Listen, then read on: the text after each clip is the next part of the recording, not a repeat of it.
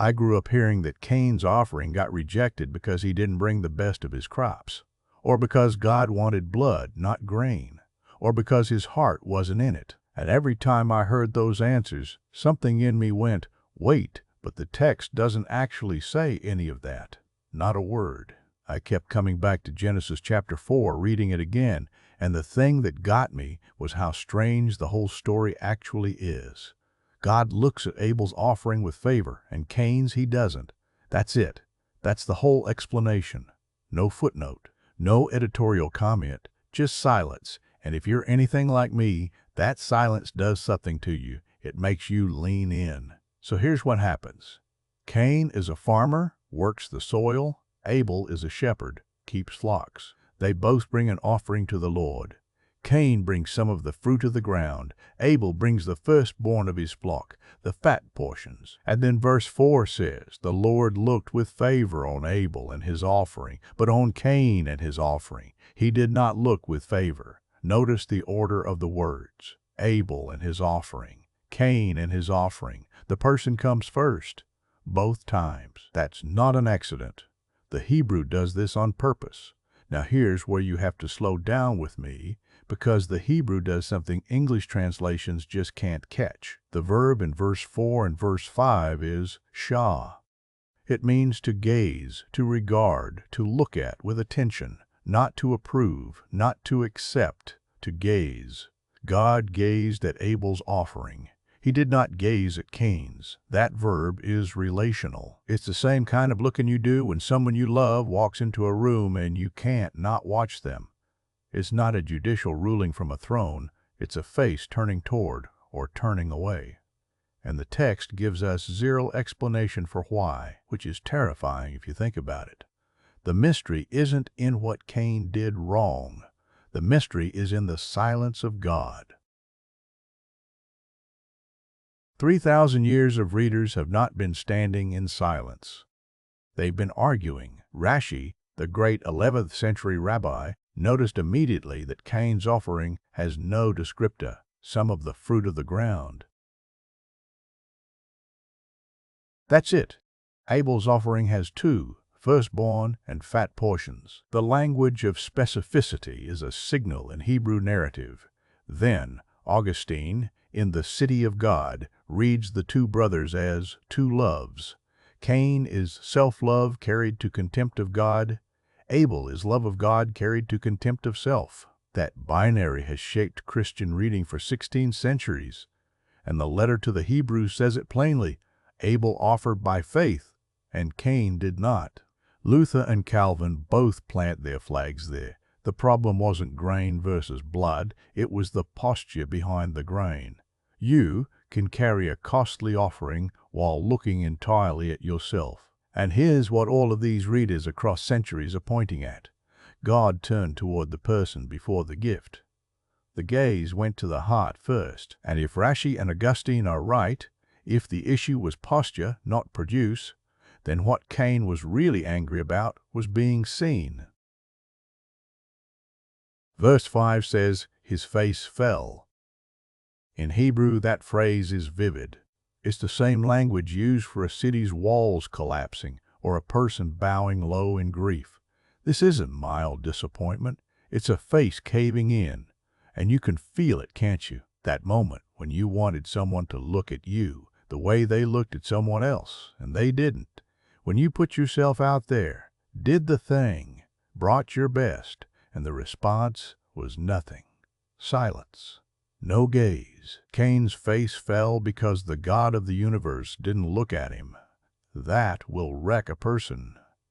And then God speaks directly to Cain. Why are you angry? Why has your face fallen?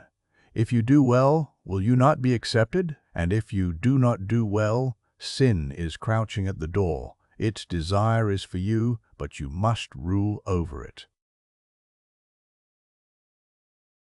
That word crouching, in Hebrew it's rovitz, the same verb used for a predator lying in wait, muscles coiled. Sin isn't standing outside knocking politely, it's hunting him, and God tells Cain this before anything worse happens, before Abel's blood hits the ground.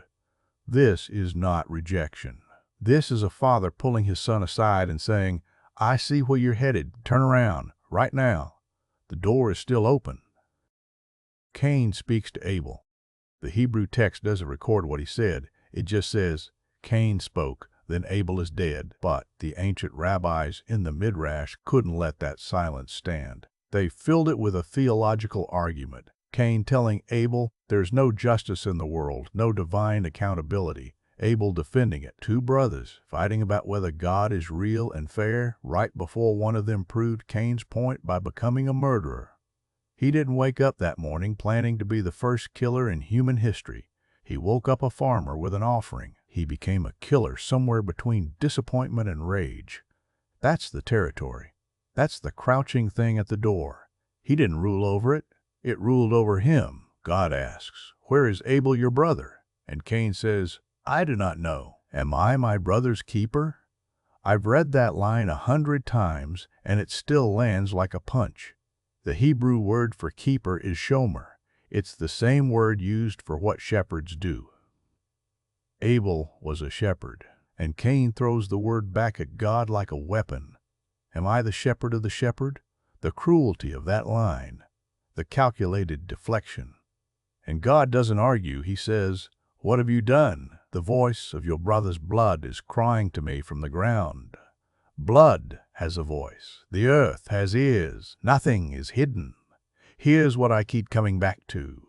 Augustine said it as two loves.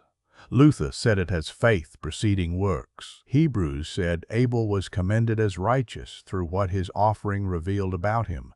And Genesis, underneath all of it, asks this, why are you angry? If you do well, will you not be accepted? The word accepted, there is saved. It means lifted up. Your face will be lifted.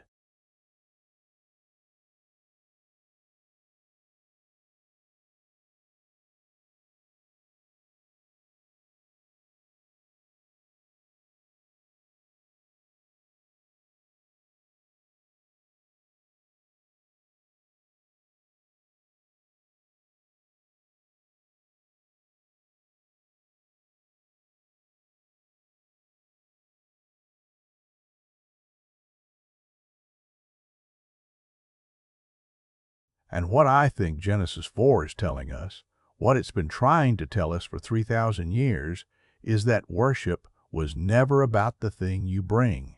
It was always about the posture you bring it in. The gaze goes to the person before the gift, always has. Most people stop reading before they get to the end of Cain's story. They remember the murder, the curse, the mark. But do you know what God does? He puts a mark on Cain to protect him, even after everything, even after Abel's blood. God doesn't annihilate him. He sends him east of Eden, but he doesn't unmake him. That same door where sin crouched, waiting to devour him, that door is still standing. And on the other side of the worst thing Cain ever did, God is still speaking. So if you're listening to this and something in you feels unseen, unregarded, like you brought your offering and the gaze didn't turn your way, hear this. Augustine's two loves are still at war in every one of us. The crouching thing can be ruled over. And the God who asked Cain, why are you angry, is still asking that question, still waiting for the answer. The door is open. Come lift your face.